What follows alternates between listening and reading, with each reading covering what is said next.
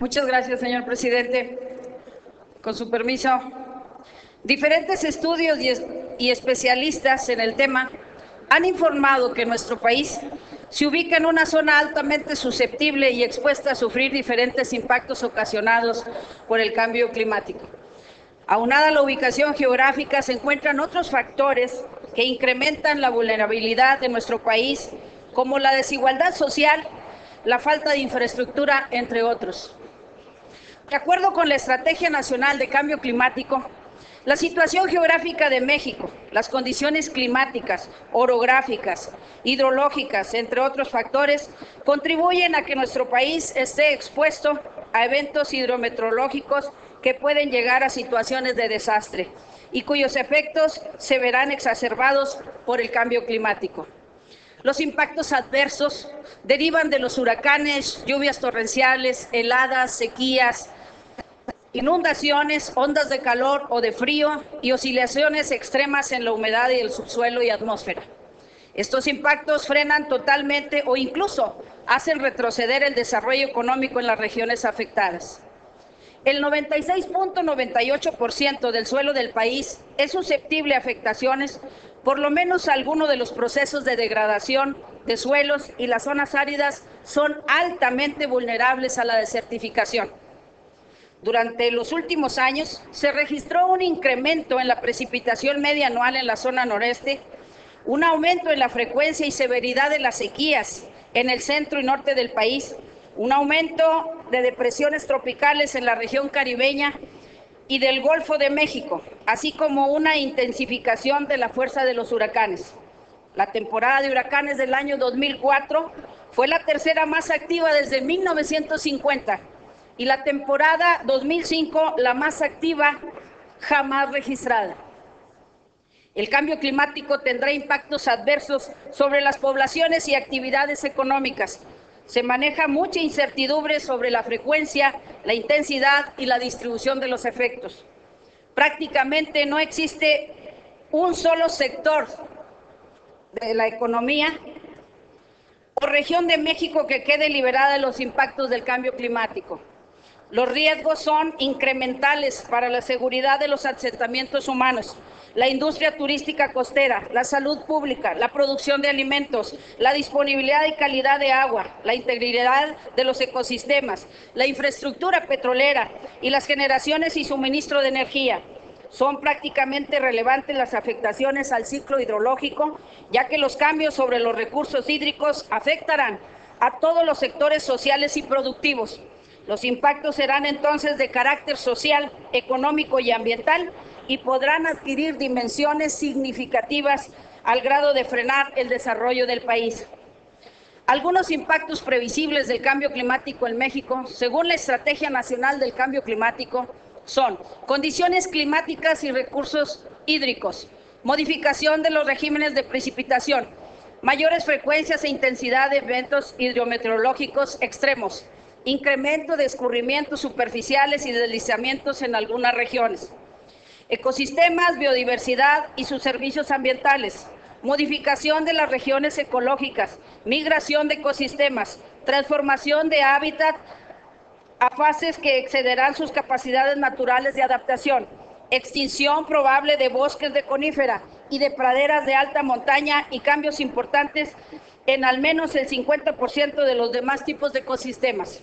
Reducción drástica de las zonas de distribución de otros bosques, de coníferas y de encinos, así como bosques mesófilos de montaña. Mayor incidencia de incendios forestales, pérdida de humedales, disminución en la abundancia de la flora y fauna silvestre, invasión de especies exóticas, disminución de las capacidades de renovación de los servicios ambientales en los ecosistemas. Zonas costeras, modificación en la distribución de especies marinas de interés comercial y la disponibilidad de recursos pesqueros por cambios de temperatura en las corrientes oceánicas. Afectación de arrecifes coralinos, manglares, humedales, playas y zonas bajas por elevación del nivel del mar. Región, riesgo de afectación a infraestructura costera, reducción del valor de los inmuebles e infraestructura urbana. Degradación de tierras, incremento al deterioro, pérdida de suelos y avance de la desertificación en alrededor del 48% del territorio. Incremento en la erosión hídrica y la incidencia de los desniveles de las zonas montañosas. Agricultura y ganadería. Disminución neta de la superficie apta para cultivar maíz de temporal y posible erosión agrobiodiversidad del maíz. Reducción de los rendimientos del cultivo de maíz en algunas regiones.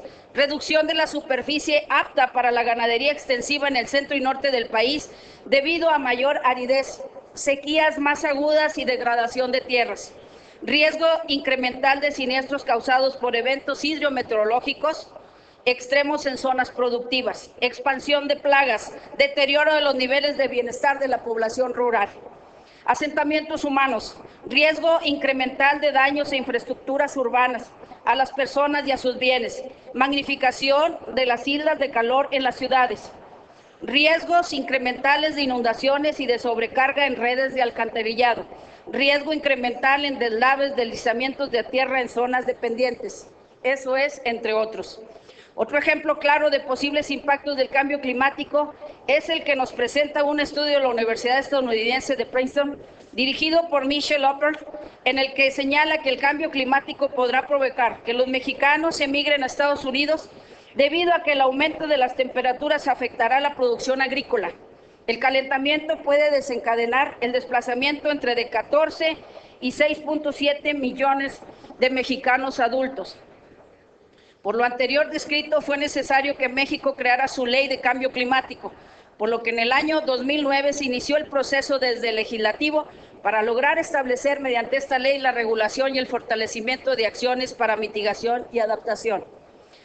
Tras largas reuniones, discusiones, mesas de trabajo y foros con académicos, expertos, organizaciones no gubernamentales, sector privado, sociedad, gobierno y grupos parlamentarios, se logró la aprobación de la Ley General del Cambio Climático, publicada en el Diario Oficial de la Federación el 6 de junio del 2012 y con texto vigente a partir del 10 de octubre del 2012. El resultado fue la integración de diversas propuestas presentadas por diferentes grupos parlamentarios sin que se perdiera el espíritu inicial de la iniciativa, el de definir políticas públicas de largo plazo para la mitigación y adaptación, cumplir con las obligaciones y compromisos internacionales del gobierno mexicano, crear instituciones tendientes a trabajar en medidas de mitigación y adaptación para atender el fenómeno y sus consecuencias y establecer las bases de coordinación entre la Federación, las entidades federativas, los municipios y la sociedad en general. En el tiempo se quedaron las ideas de armonizar un buen número de leyes federales con el objeto de hacer cumplir los preceptos contenidos en la ley, por lo que con el ánimo de iniciar este largo camino de adecuaciones y modificaciones para que la problemática del cambio climático permee y sea parte de la cotidiana observancia en el desarrollo de los programas del gobierno federal, es que someto a la consideración de esta soberanía el presente iniciativa con el siguiente proyecto de decreto. Se adiciona una fracción, la 42, se reforma la fracción 41, el artículo 32 bis de la Ley Orgánica de la Administración Pública Federal para quedar como sigue.